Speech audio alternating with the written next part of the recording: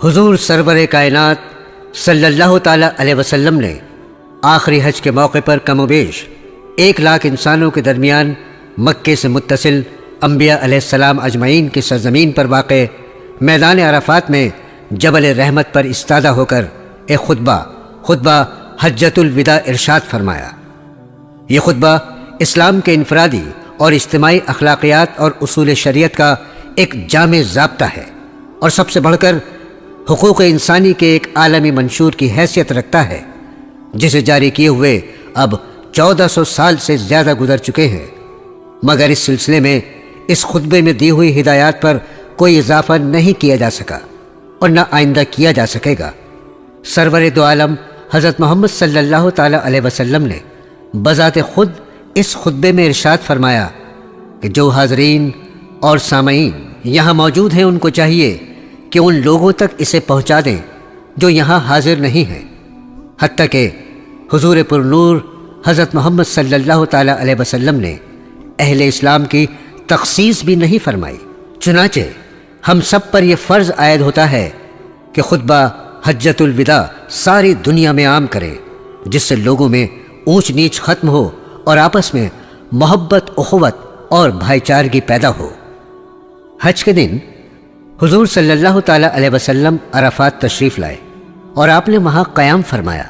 جب سورج ڈھلنے لگا تو آپ نے قصبہ یعنی اپنی اونٹنی کو لانے کا حکم فرمایا۔ اونٹنی تیار کر کے حاضر کی گئی تو آپ اس پر سوار ہو کر بطن وادی میں تشریف لائے اور اپنا وہ خطبہ ارشاد فرمایا جس میں دین کے اہم امور بیان فرمائے۔ حضور اکرم صلی اللہ تعالیٰ علیہ وسلم نے اللہ کی حمد و ثنا کرتے ہوئے خطبے کی یوں ابتدا فرمائی: اللہ کے سوا کوئی اور معبود نہیں ہے، وہ یکتا ہے، کوئی اس کا شریک نہیں۔ اللہ نے اپنا وعدہ پورا کیا، اس نے اپنے یعنی رسول کی مدد فرمائی، اور تنہا اس کی ذات نے باطل کی ساری مجتمع قوتوں کو زیر کیا۔ لوگو، میری بات سنو، میں نہیں سمجھتا کہ آئندہ کبھی ہم اس طرح ایسی مجلس میں یکجا ہو سکیں گے، اور غالباً اس سال کے بعد میں حج نہ کر سکوں گا۔ لوگو، اللہ تعالیٰ کا ارشاد ہے کہ انسانوں، ہم نے تم سب کو ایک ہی مرد اور عورت سے پیدا کیا اور تمہیں جماعتوں اور قبیلوں میں بانٹ دیا کہ تم الگ الگ پہچانے جا سکو۔ تم میں زیادہ عزت و کرامت والا اللہ کی نظروں میں وہی ہے جو اللہ سے زیادہ ڈرنے والا ہے۔ چنانچہ اس آیت کی روشنی میں نہ کسی عرب کو اجمی پر کوئی فوقیت حاصل ہے، نہ کسی اجمی کو کسی عرب پر، نہ کالا گورے سے افضل ہے، نہ گورا کالے سے۔ ہاں، فضیلت اور بزرگی کا کوئی معیار ہے تو وہ ہے تقوی۔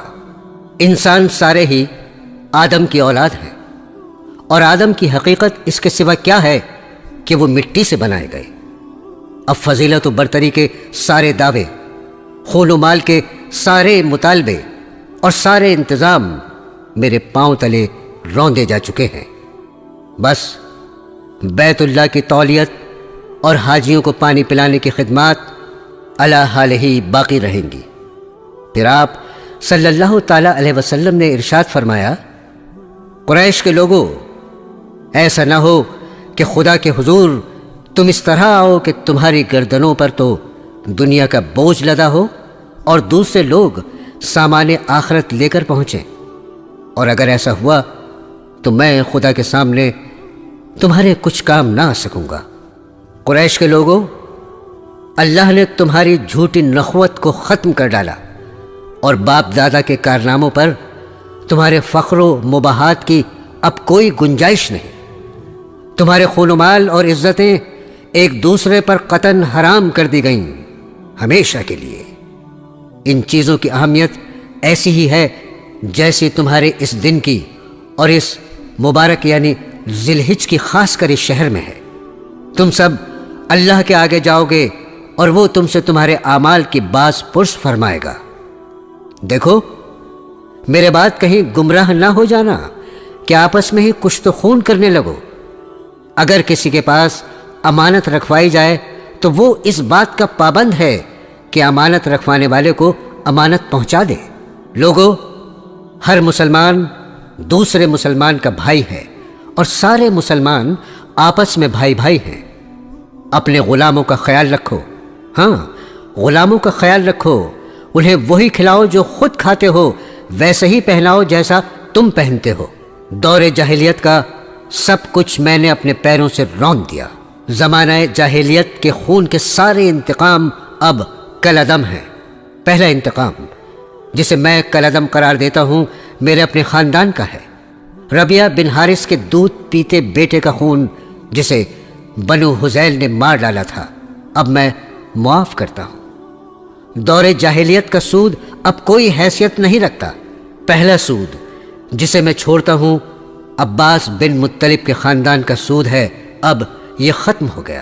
لوگوں، اللہ نے ہر حقدار کو اس کا حق خود دے دیا، اب کوئی کسی وارث کے حق کے لیے وصیت نہ کرے۔ بچہ اسی کی طرف منسوب کیا جائے گا جس کے بستر پر وہ پیدا ہوا۔ جس پر حرام کاری ثابت ہو اس کی سزا پتھر ہے۔ حساب و کتاب اللہ کے یہاں ہوگا۔ جو کوئی اپنا نسب بدلے گا یا کوئی غلام اپنے آقا کے مقابلے میں کسی اور کو اپنا آقا ظاہر کرے گا، اس پر اللہ کی لعنت۔ قرض قابل ادائیگی ہے۔ قرض لی ہوئی چیز واپس کرنی چاہیے، تحفے کا بدلہ دینا چاہیے، اور جو کوئی کسی کا ضامن ہے وہ تاوان ادا کرے۔ کسی کے لیے یہ جائز نہیں کہ وہ اپنے بھائی سے کچھ لے سوائے اس کے جس پر اس کا بھائی راضی ہو اور خوشی خوشی دے۔ خود پر اور ایک دوسرے پر زیادتی نہ کرو۔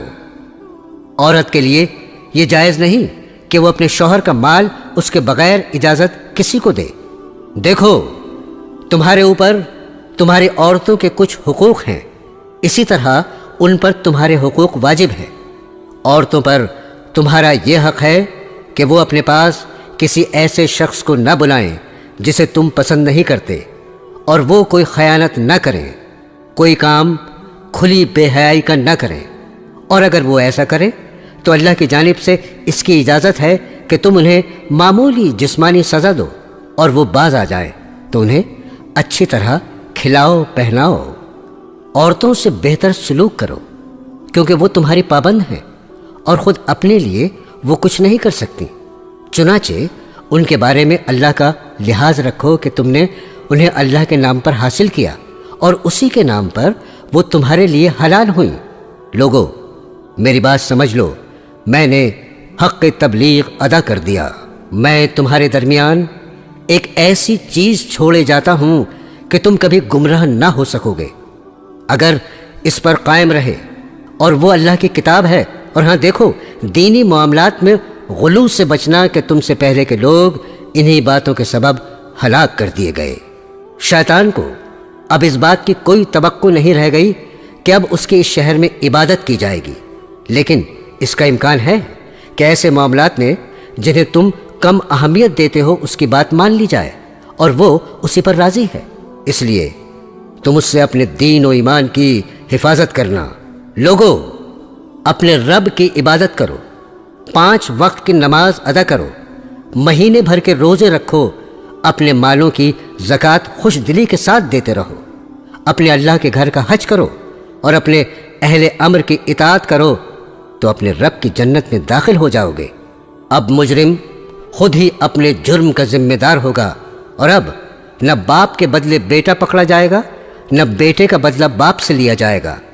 سنو، جو لوگ یہاں موجود ہیں انہیں چاہیے کہ یہ احکام اور باتیں ان لوگوں کو بتا دیں جو یہاں نہیں ہیں۔ ہو سکتا ہے کوئی غیر موجود تم سے زیادہ سمجھنے اور محفوظ رکھنے والا ہو۔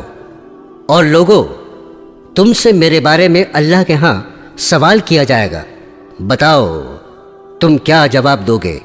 لوگوں نے جواب دیا کہ ہم اس بات کی شہادت دیں گے کہ آپ صلی اللہ علیہ وسلم نے امانت دین پہنچا دی، اور آپ صلی اللہ تعالیٰ علیہ وسلم نے حق رسالت ادا فرما دیا اور ہماری خیر خواہی فرمائی۔